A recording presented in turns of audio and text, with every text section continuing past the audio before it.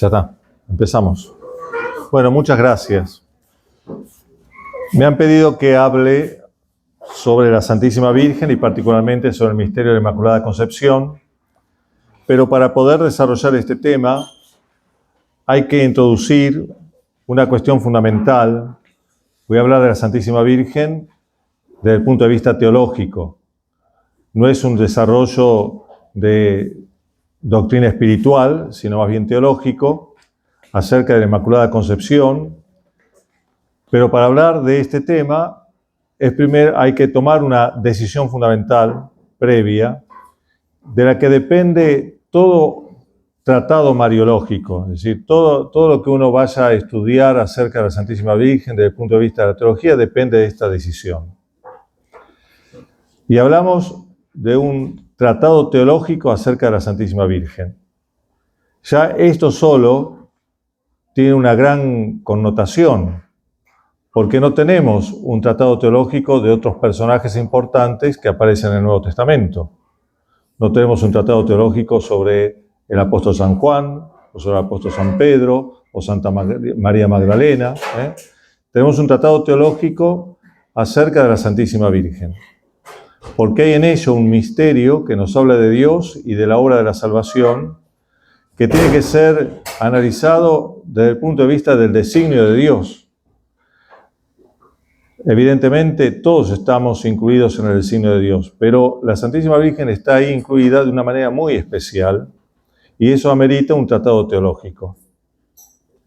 Ahora, la decisión fundamental que tenemos que tomar antes de empezar cualquier análisis teológico de la Santísima Virgen es qué lugar ocupa justamente la Santísima Virgen en ese designio de Dios. A mediados del siglo XX se han formulado dos grandes corrientes que determinan esta visión global acerca de la Santísima Virgen.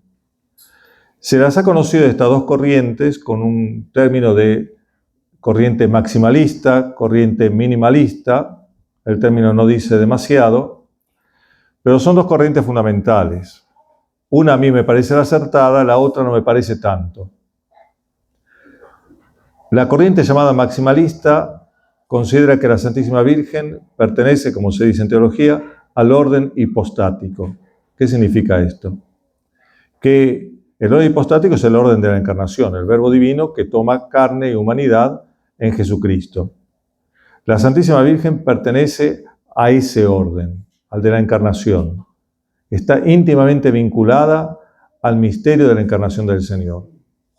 Y no solamente como un elemento necesario para que el Señor pueda tener humanidad, porque en ese sentido no tendría por qué tener un estudio teológico, porque cae de maduro que un hombre no puede nacer sino de una madre, y no hay mayor misterio en eso.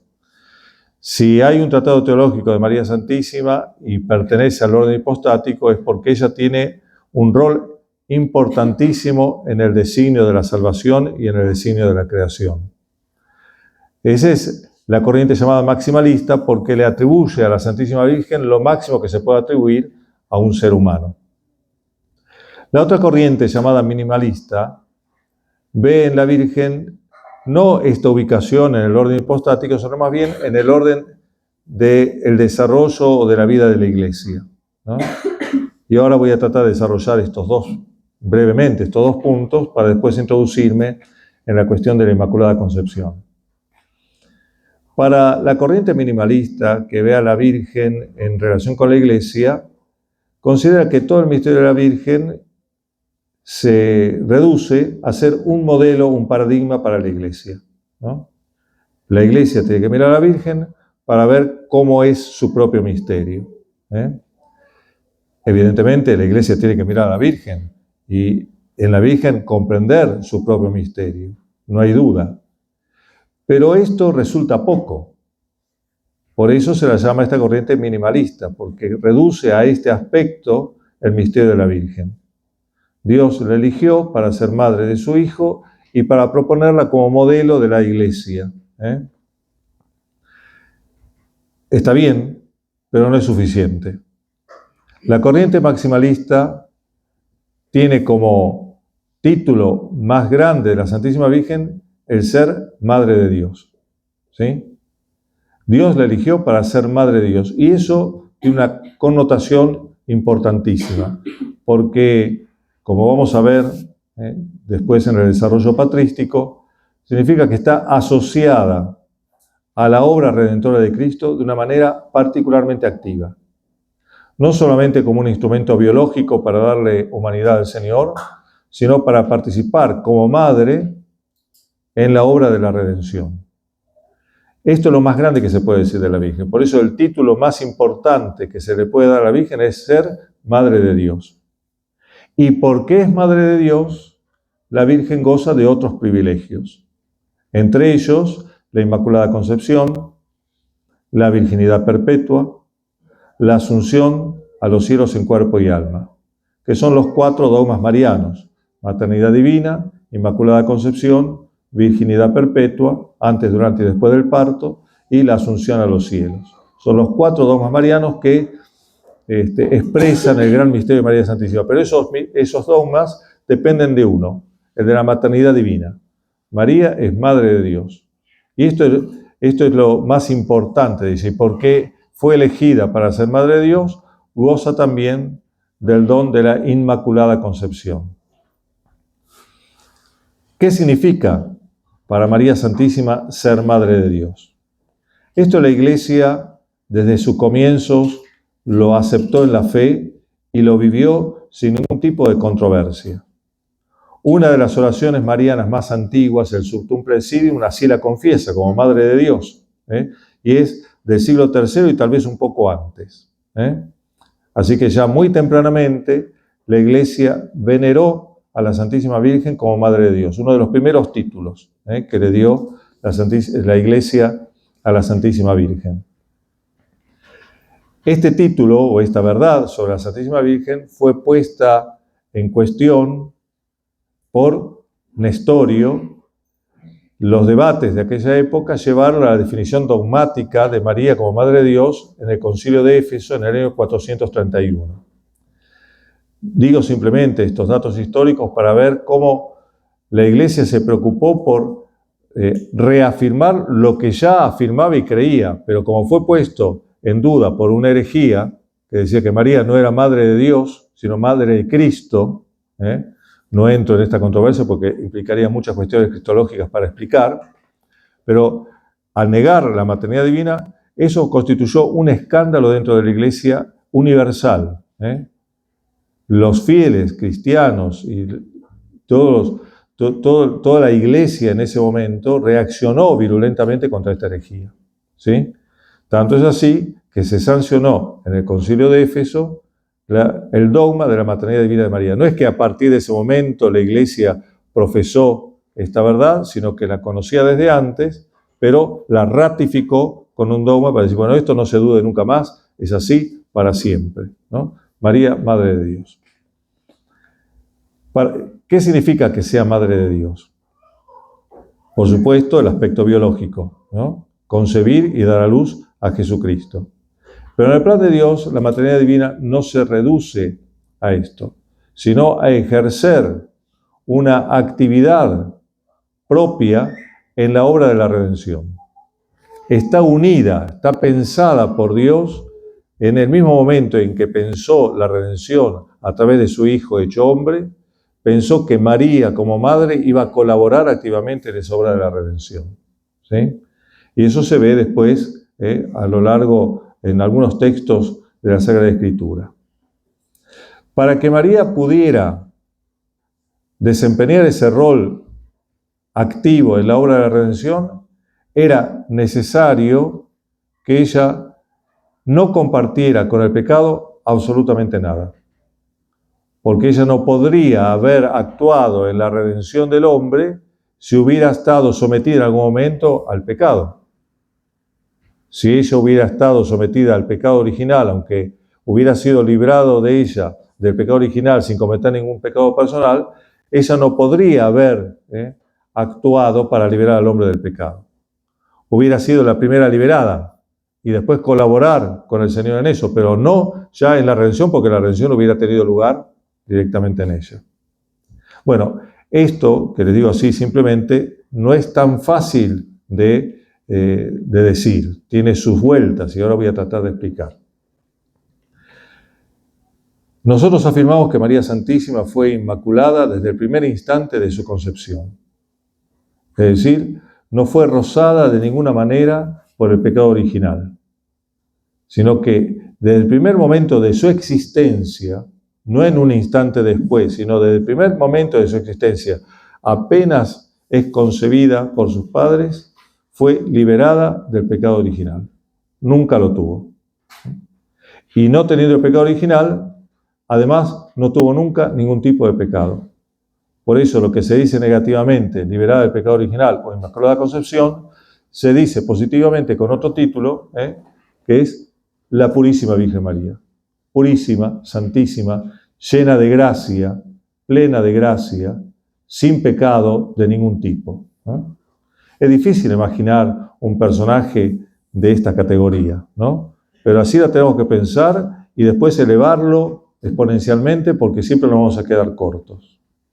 La Santísima Virgen, la Purísima, la Santísima, Inmaculada desde el primer instante de su concepción, libre de pecado para colaborar en la obra de la redención como madre.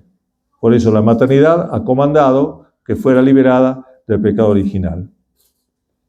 ¿Cuál es el fundamento que tiene nuestra fe para afirmar que María Santísima ha sido inmaculada desde el primer instante de la concepción? Uno tendería a buscar ese fundamento, obviamente, en el Nuevo Testamento. Pero hay fundamentos también que vienen del Antiguo Testamento. Porque ya desde el Antiguo Testamento se anunció el misterio de Cristo. Y justamente como Cristo no se entiende sin la Virgen y la Virgen no se entiende sin Cristo, al anunciarse el misterio de Cristo, hay lugares donde también se anuncia el misterio de la Virgen. Y este hecho ya nos muestra por qué es preferible, a mi entender, esta corriente teológica que llamamos maximalista, que ve a la Virgen como dentro del orden hipostático. Porque si no estuviera unida a Cristo de tal manera, como lo está, no sería necesario al anunciar a Cristo, anunciar también el misterio de la Virgen. Porque no se entiende uno sin el otro. Y esto es lo propiamente católico.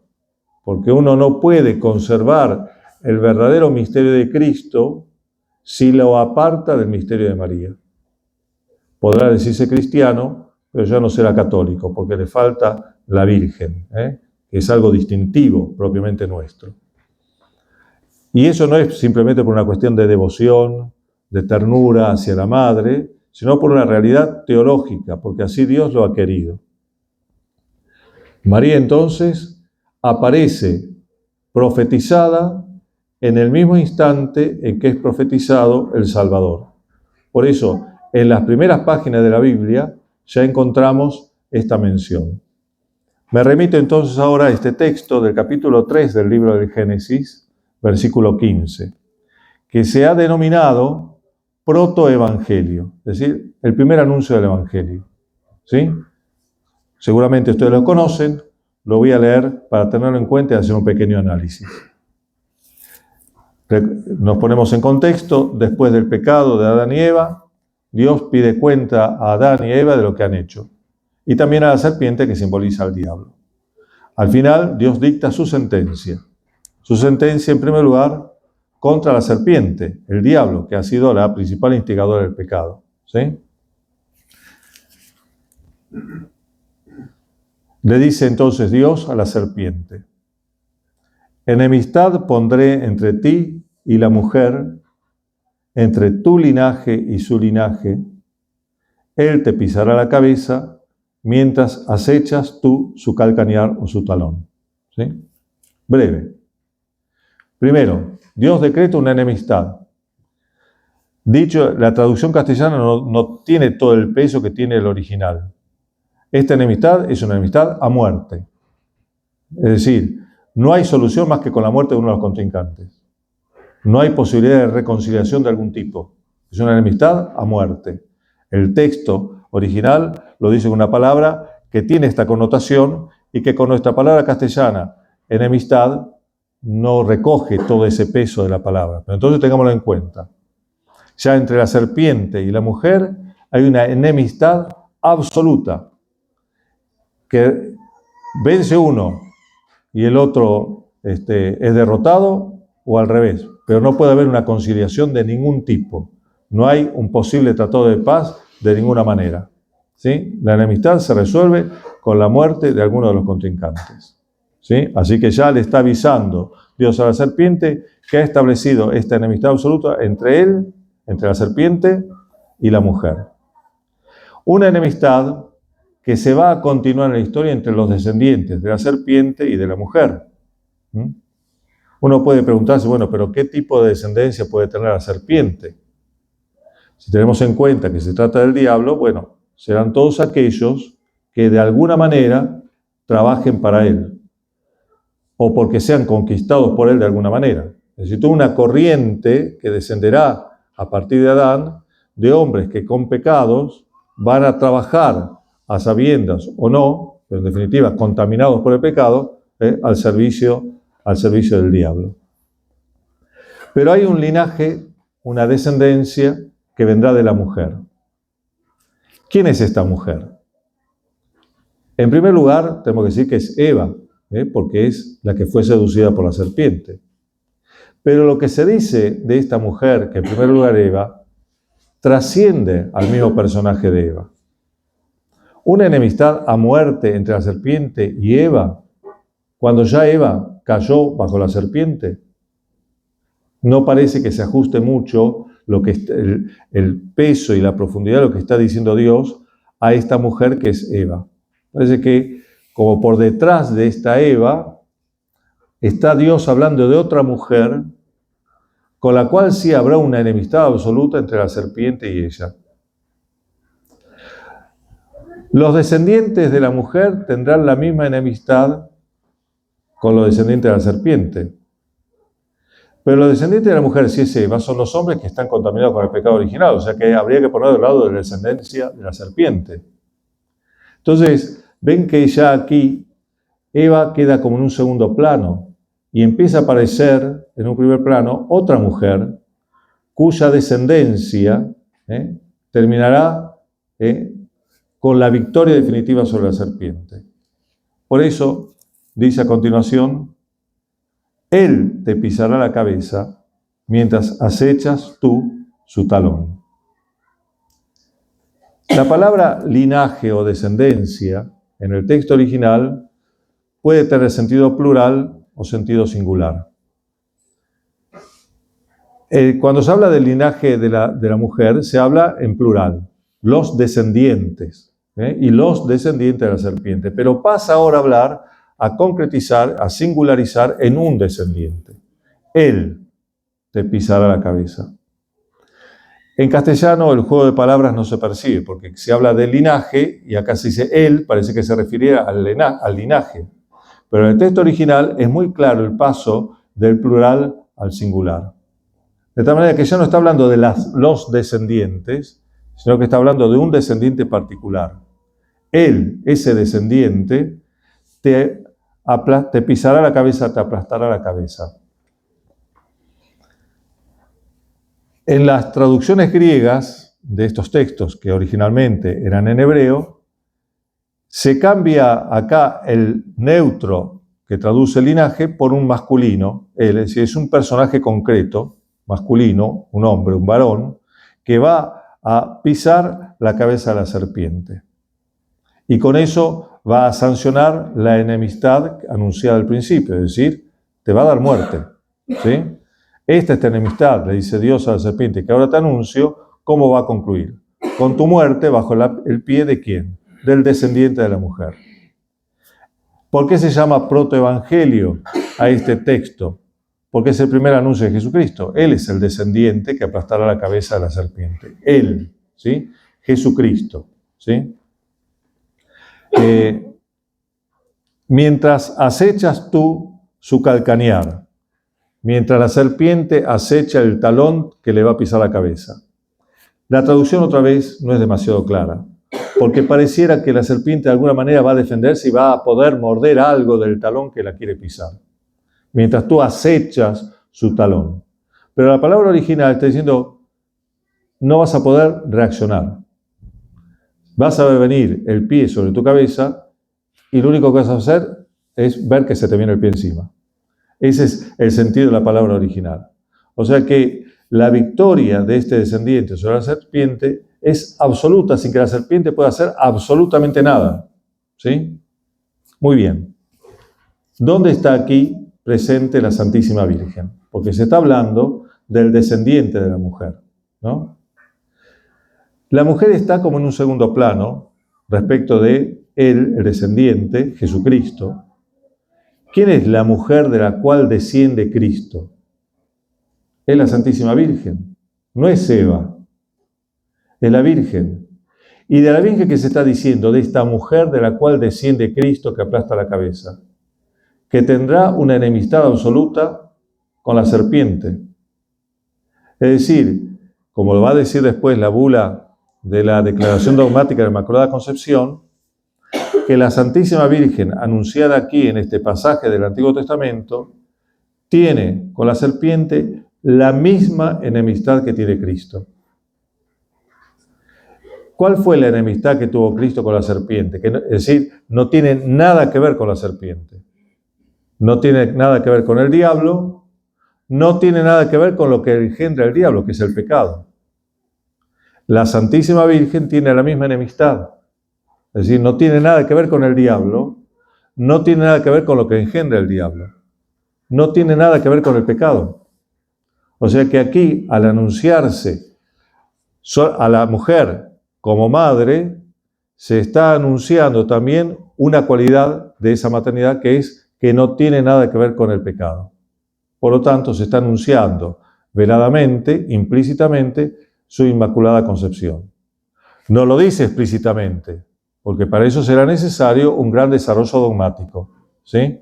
Pero ya desde el comienzo, en el anuncio de la maternidad de María Santísima, se está incluyendo una propiedad suya, que es la Inmaculada Concepción. Tanto es así, tan tempranamente leyeron los padres de la Iglesia que en este texto se estaba hablando de la Virgen, que goza de la misma enemistad con la serpiente o con el diablo que tiene Cristo, que San Jerónimo, el gran estudioso de la Biblia, tradujo con una gran incorrección gramatical él te pisará la cabeza por el femenino, ella te pisará la cabeza. Y San Jerónimo, si entendía algo, era de gramática. Sabía perfectamente el hebreo, sabía perfectamente el griego y conocía perfectamente el latín. Y cuando traduce esto al latín, no dice ipse él, dice ipsa ella. Sabiendo que es un error gramatical, que eso no corresponde al original hebreo y a la traducción griega. ¿Cómo se permite un error gramatical tan grande cuando se trata, además de traducir la Sagrada Escritura, no cualquier texto? ¿Sí? Que tiene que ser fidelísimo al original. Es que está traduciendo no con sentido gramatical, sino con sentido teológico. Está diciendo lo que está contenido implícitamente en el texto, que ella, la Virgen, también va a participar en la acción de vencer al demonio y vencer al pecado. O sea que María no es simplemente la madre biológica de Jesucristo, es la que da a luz al que va a pisar la serpiente, va a vencer al demonio, va a vencer al pecado, y también va ella a colaborar activamente en esa victoria. ¿Sí? Ella pisa, ella tiene una enemistad a muerte, ella vence. Es más, incluso en este mismo texto, tenemos un pie que se desarrollará posteriormente, por supuesto, para el misterio de la asunción de María a los cielos. Porque lo que el demonio introdujo en el hombre no solamente fue el pecado, sino la consecuencia del pecado, que es la muerte. Y si María tiene la misma enemistad con la serpiente que Cristo, entonces tiene que ser vencedora de la muerte. Y eso está incluido en el misterio de la Asunción. del cual ahora no vamos a hablar porque voy a concentrar en la Inmaculada Concepción. Se entiende entonces cómo ya en un texto del Antiguo Testamento tenemos una alusión implícita al misterio de la maternidad divina de María y a su vez a su Inmaculada Concepción. Por supuesto que este texto del Antiguo Testamento, tomado sin el Nuevo Testamento, no nos diría nada, porque nosotros podemos leer este texto del Antiguo Testamento porque ya conocemos el Nuevo. Pero justamente en el Nuevo Testamento se termina de revelar lo que había permanecido escondido, misterioso durante siglos y milenios en el Antiguo Testamento. Pero cuando aparece el Nuevo Testamento decimos, estaba ahí. No es que ahora nosotros le proyectamos un sentido que antes no tenía, sino que ahora, a la luz del Nuevo Testamento, comprendemos lo que la semilla que Dios había plantado ya en este texto del Antiguo Testamento. ¿Sí? Ya el Espíritu Santo, que es el autor principal de la Sagrada Escritura, había puesto este sentido en la Escritura, pero carecíamos, hasta tener el Nuevo Testamento, de la luz necesaria como para poder leerlo. Ahora que tenemos el Nuevo Testamento, podemos leer esta verdad, como pasa tantas veces en las lecturas del Antiguo Testamento, hecho a la luz del Nuevo. Por ejemplo, un pequeño paréntesis, pero no me voy a extender demasiado. Bueno. Si ustedes van otra vez al primer renglón del Génesis, en el principio creó Dios el cielo y la tierra, ¿no? Y va al primer versículo del Evangelio de San Juan. En el principio estaba la palabra era Dios, la palabra estaba junto a Dios. Nada se hizo sin ella, todo fue hecho por ella, ¿no? En el principio, dice San Juan, igual que dice la primera palabra del Génesis, en el principio. En el principio Dios creó todas las cosas. ¿Cómo lo creó? Por la palabra, ¿no? Dijo Dios y así fue hecho, ¿no? Ahora San Juan está diciendo, esa palabra que estaba actuando en el principio, que es el verbo divino que ahora se hizo carne. Es el mismo Dios creador el que ahora se hace redentor. Ven como sin el Evangelio de San Juan, nosotros no podríamos saber exactamente cómo era esa palabra que se estaba anunciada en el libro del Génesis. Pero ahora lo sabemos. De manera semejante, cierro el paréntesis entonces, sabemos que aquella mujer del Génesis es la Santísima Virgen. Y eso aparece mucho más claramente dicho en el texto del Evangelio de San Lucas, en la Anunciación. Texto ya por todos conocidos, que leeremos próximamente en la próxima Navidad, ¿sí? En el capítulo 1 del Evangelio de San Lucas, el 6º mes fue enviado por Dios el ángel Gabriel a una ciudad de Galilea llamada Nazaret, a una virgen desposada con un hombre llamado José, de la casa de David. El nombre de la virgen era María. Y entrando le dijo, alégrate, llena de gracia, el Señor está contigo. Ya este saludo contiene todo el misterio de la Virgen, pero me concentro solamente en esto, llena de gracia. ¿Qué significa esta palabra? Llena de gracia. Es decir, que no hay espacio en la Virgen, una especie de hueco donde falte la gracia. Es decir, no hay espacio en la Virgen para el pecado. Tiene toda la plenitud de gracia, en sentido absoluto, podríamos decir, aunque tengo que matizar un poco la afirmación. En sentido absoluto, porque no es una gracia necesaria para una función, simplemente, ¿no? Porque eso sería tomar la gracia en un sentido relativo. Para esto está llena, para aquello no. En este sentido digo que está llena de gracia en sentido absoluto. Pero lo tengo que matizar, porque la plenitud absoluta de gracia de Jesucristo, ¿no? Y no pongo yo al mismo nivel a la Virgen que a Jesucristo, ¿no es cierto? Porque si la Virgen tiene gracia y plenitud de gracia es porque la ha recibido de Jesucristo, ¿sí?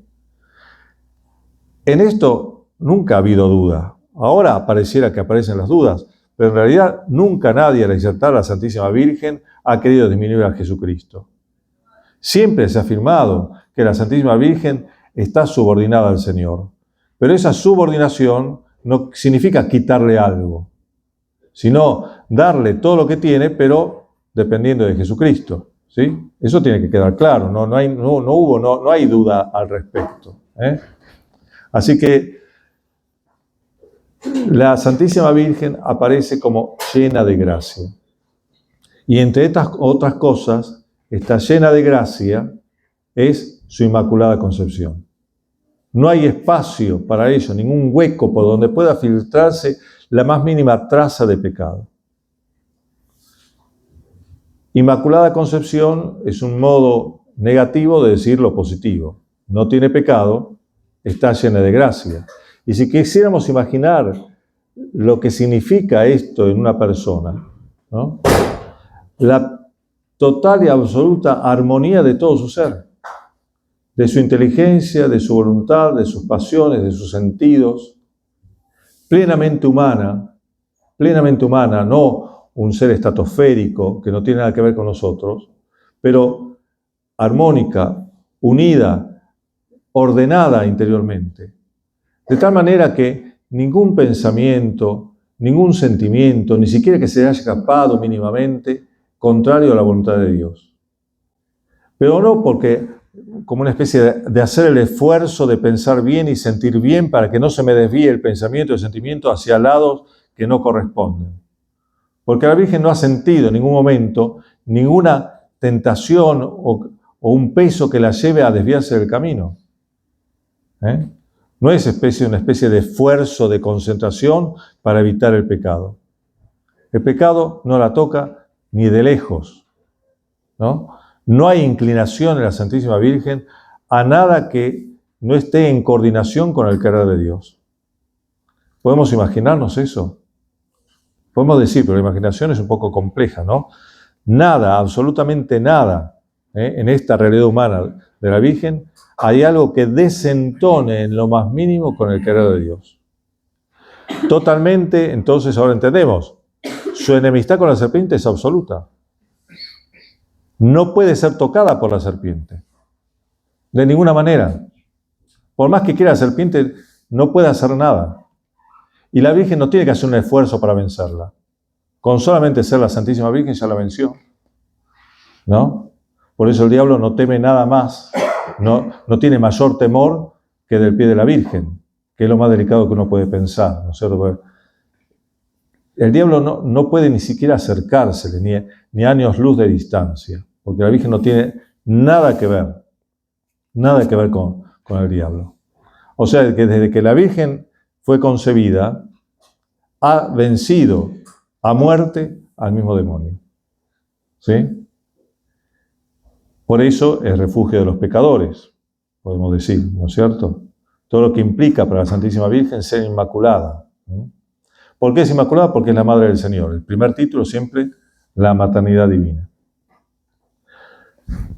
No abundo ahora más en otros textos, porque hay otros textos que habría que analizar, pero que nos llevarían a escudriñar en otros misterios de la Virgen, por ejemplo, la boda de Caná o María al pie de la cruz, ¿no? Lo dejo de lado, eso quedará, Dios mediante, si tengo la gracia de ser invitado de nuevo para desarrollarlo, porque siempre es grato hablar de la Santísima Virgen, ¿no? Pero ahora me detengo en esto. La Virgen Inmaculada, está el fundamento bíblico, ¿sí? Pero eso ha necesitado un desarrollo para poder ser explicitado. La Iglesia siempre creyó en la maternidad divina de María. Y por eso, cuando aparece la herejía de Nestor y un gran escándalo, fue necesario decir, no, esto es una herejía. Es claro que María es la Madre de Dios, ¿sí? En eso no hay ninguna duda. Junto a la fe de la Iglesia desde el comienzo en la maternidad divina de María, los padres de la Iglesia, muy temprano, San Justino, San Ireneo, llaman a la Virgen Nueva Eva, ¿sí? Antes de hablar de la Inmaculada Concepción, María es la nueva Eva, en base al texto del Génesis, ¿no? Ya San Pablo hablaba de Cristo como nuevo Adán. ¿Qué sentido tendría para el Padre de la Iglesia hablar de María como nueva Eva, si no es para subrayar su colaboración en la obra de la redención? Preguntémonos esto. ¿Eva colaboró o no colaboró con el pecado de Adán? Sí, evidentemente, ¿sí? Colaboró. Si yo llamo a María nueva Eva, y no tiene nada que ver con la obra de la redención de Cristo. ¿Para qué la llamamos nueva Eva? Si la llamamos nueva Eva al lado de nuevo Adán es porque está colaborando con el nuevo Adán y no va a colaborar en el pecado. O sea que el título Nueva Eva, dado desde el comienzo por San Justino, San Ireneo y después por otros padres, ya nos está indicando que María tiene una acción positiva en la obra de la redención. Colabora, está junto a Cristo. Nueva Eva y la maternidad divina entonces son términos que se complementan, porque la sola maternidad no parece decir todo, porque como Nueva Eva, María está como asociada esponsalmente a Cristo, como Eva estaba asociada esponsalmente a Adán, ¿no? Pero bueno, no quiere decir esto que María fue esposa de Cristo, pero quiere demostrar que en su maternidad colabora estrechamente con Cristo como Eva colaboró estrechamente con Adán en el pecado. Y de esto la Iglesia puede aprender cuál es su función esponsal de Cristo, ¿sí? Por eso la corriente teológica que pone a María como paradigma de la Iglesia depende de la maternidad. Para mí es la maternidad el título principal, no el ser paradigma de la Iglesia, que se deriva de su maternidad como un corolario, como un desarrollo, un despliegue de un misterio tan hondo que no puede quedar concentrado en una sola palabra.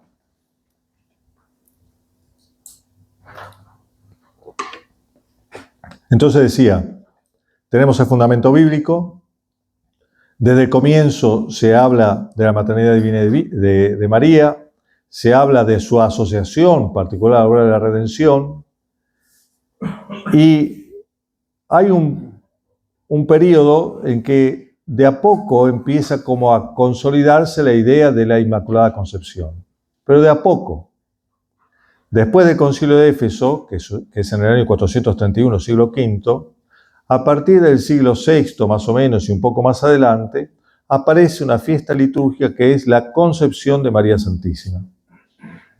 Ustedes saben que las fiestas litúrgicas son importantísimas para nuestra fe, por el principio que dice lex orandi, lex credendi.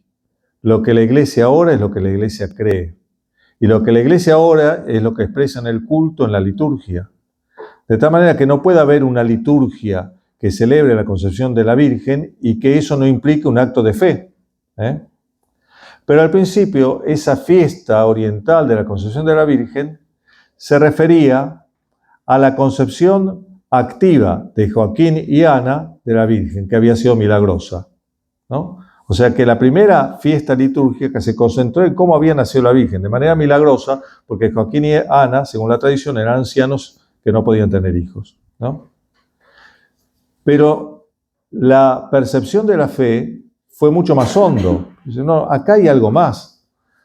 Nosotros no celebramos la concepción de la Virgen porque nació milagrosamente, al modo como nació milagrosamente Juan el Bautista, ¿no? Porque Isabel era estéril, de avanzada edad, y sin embargo nace Juan el Bautista de manera milagrosa. Acá hay algo más.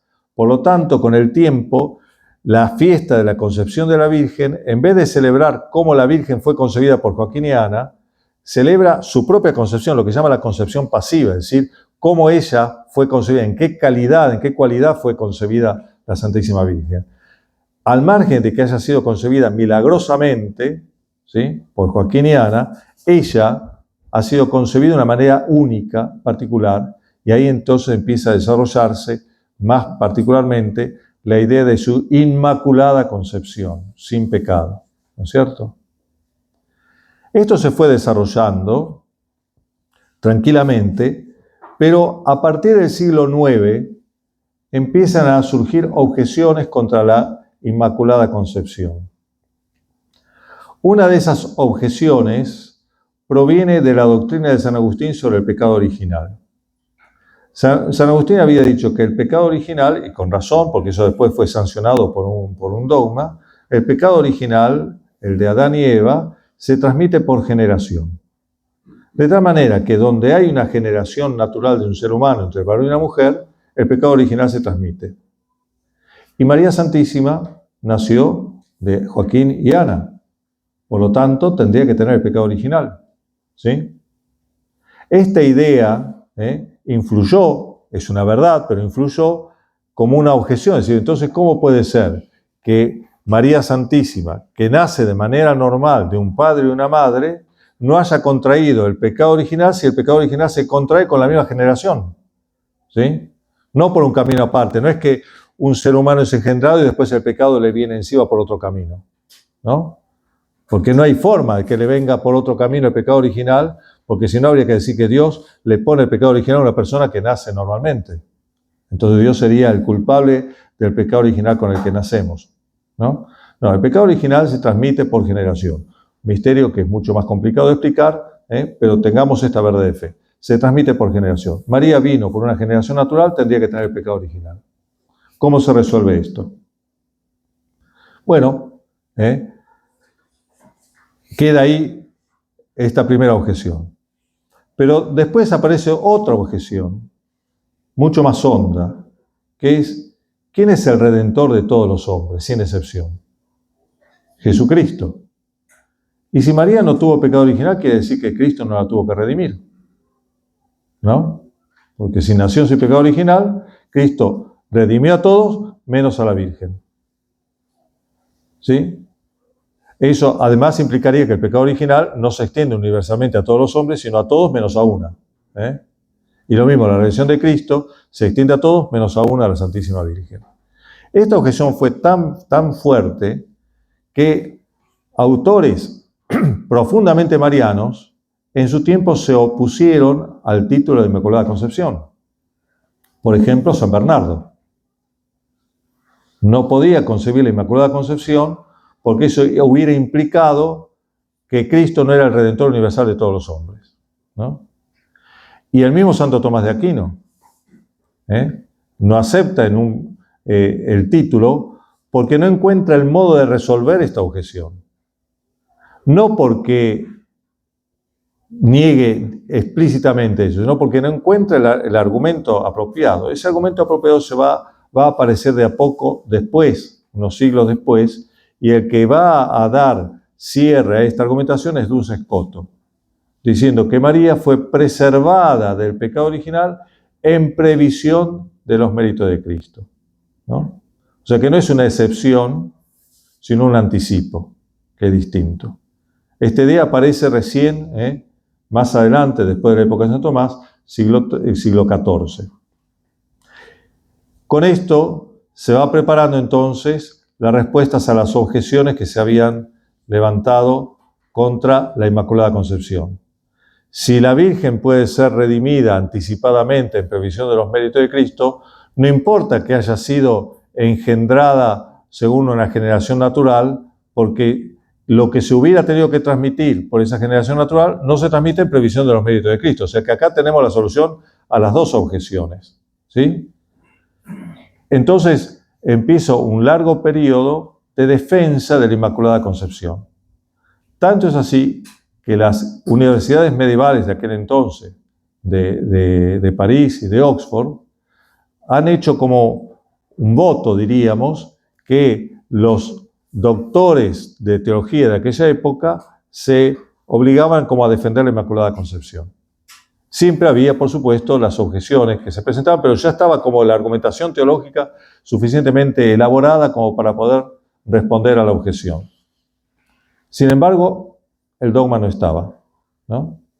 Se había resuelto teológicamente la cuestión, se defendía la Inmaculada Concepción, particularmente en España, ahí hubo una fuerte corriente teológica de defensa de la Inmaculada Concepción, y eso lo hemos recibido nosotros, gracias a Dios, pero el dogma no estaba. Llega el Concilio de Trento, que reacciona contra la herejía protestante. Uno de los propósitos del Concilio de Trento fue declarar la Inmaculada Concepción. Pero para poder declarar la Inmaculada Concepción tenía que aclararse primero algunas cuestiones relativas al pecado original, que era justamente lo que con la doctrina de la justificación Lutero ponía en cuestión. Entonces tenía que declararse la verdad sobre el pecado original para poder hablar sobre la Santísima Virgen, ¿sí?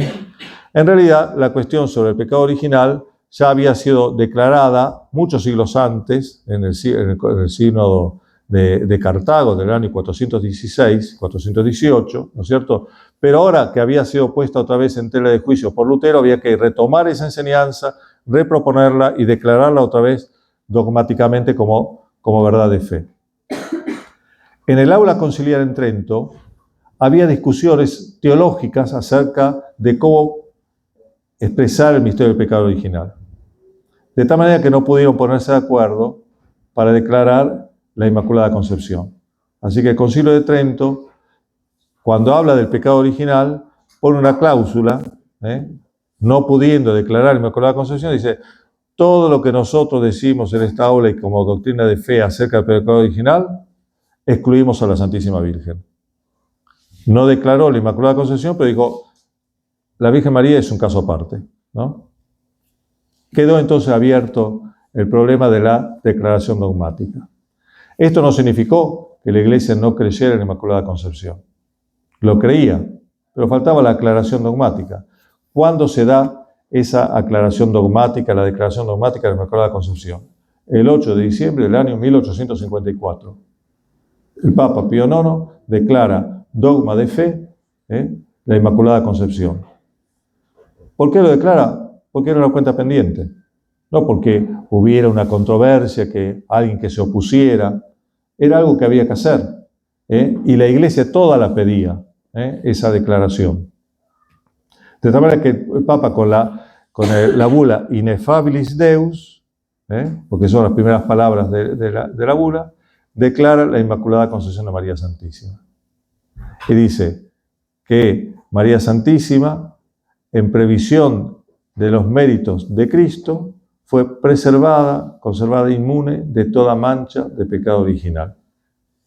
Lo que ya estaba presente implícitamente en el libro del Génesis, lo que declara mucho más claramente el ángel a la Virgen llamándola llena de gracia, lo que la fe de la Iglesia había desarrollado a lo largo de los siglos, llamando a la Virgen Nueva Eva, y después con las discusiones teológicas que llevaron siglos y siglos, se llega a esta claridad indiscutible. Inmaculada Concepción. ¿Qué sentido tiene declarar Inmaculada Concepción? Por supuesto, ensalzar a la Virgen, declarar el misterio de la Virgen, pero no olvidemos que esto está en función de un misterio mucho más hondo, que es el de su maternidad divina. Es decir, la Virgen no es solamente una privilegiada que no tuvo nada que ver con el pecado, sino que esa situación está en función de algo más, que es colaborar con Cristo en la redención, es decir, en la salvación del pecado.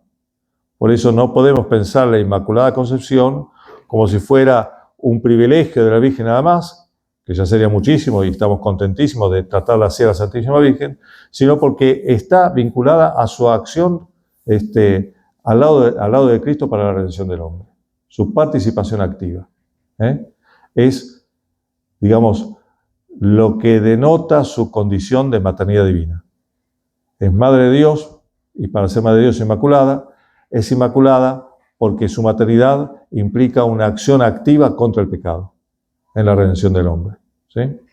Bueno, espero haber sido suficientemente claro. Si no, habrá alguna pregunta que quieran hacer. Esto se centra solamente en esta cuestión de la Inmaculada Concepción. Están los otros dogmas marianos, la virginidad perpetua, la asunción de María Santísima a los cielos y la misma maternidad divina. Pero en lo que hace entonces a la Inmaculada Concepción, esta es una gloria de María que nosotros tenemos que celebrar. Ya dentro de poco tenemos la fiesta de la Inmaculada Concepción, y no celebrar aisladamente del otro gran misterio fundante de la Santísima Virgen, que es su colaboración activa en la redención del hombre como Madre de Jesucristo y Madre de la Iglesia. Una nota anecdótica. Estas dos corrientes de pensamiento teológica que les dije al comienzo, la maximalista y la minimalista, a mediados del siglo XX, confluyen en el momento del Concilio Vaticano II en la Constitución Dogmática Lumen Gentium. Ahí se pretende hablar de la Virgen. Y la discusión teológica dice, bueno, ¿en qué lugar le damos a la Virgen? Quedó en el último capítulo de la Constitución dedicada a la Iglesia. Y parecía como que esa ubicación de la Virgen en el último capítulo dedicado a la Iglesia favorecía, ¿no es cierto?, a la corriente minimalista, es decir, ponerla al final de la iglesia, ¿no? Sin embargo, el Papa Pablo VI quiso, en ese contexto, declarar a María Santísima Madre de la Iglesia, ¿no? ¿Y quiénes fueron los que se opusieron o tenían objeciones a la declaración del título de María Madre de la Iglesia? Justamente los de la corriente minimalista.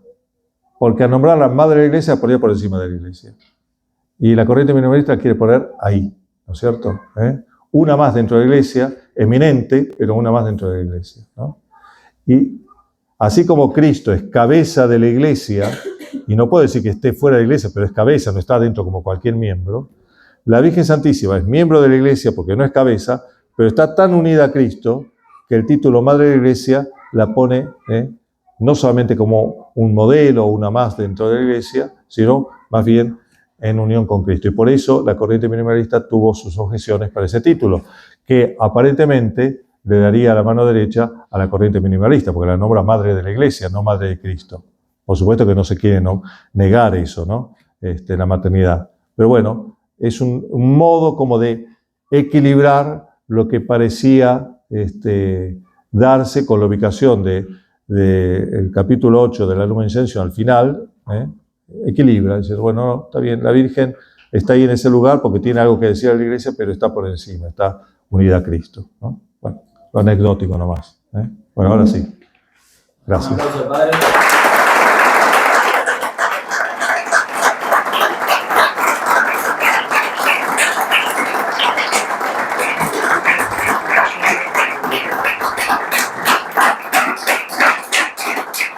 Bueno, chicos, no sé si alguno tiene una pregunta. Si alguno está allá al fondo, que se acerque, por favor.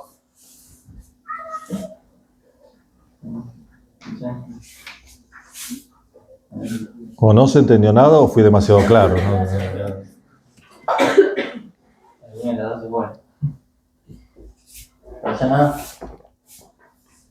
Bueno, yo una. Sí. Padre, si podía ahondar un poco más en el tema de María llena de gracia, ¿se puede decir que ella crecía en virtudes humanas? ¿O cómo era su, no santificación, porque ella era santa, pero su desarrollo un poco de su vida siendo ella llena de gracia?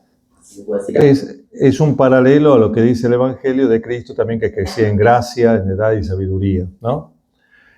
No en el sentido de que se le vaya agregando gracia que al principio no tuviera, porque entonces no hubiera sido plena de gracia desde el comienzo, ¿no? Sino en el sentido que la gracia va creciendo junto con ella, como diríamos, entre un niño y un adulto, la vida es la misma, ¿no es cierto? Pero el niño va creciendo, se va haciendo adulto, y podemos decir va creciendo, pero tiene la misma vida. De manera semejante, la gracia que está en la Virgen va como siempre ocupando todo el espacio de la humanidad de la Virgen a medida que va creciendo, ¿no?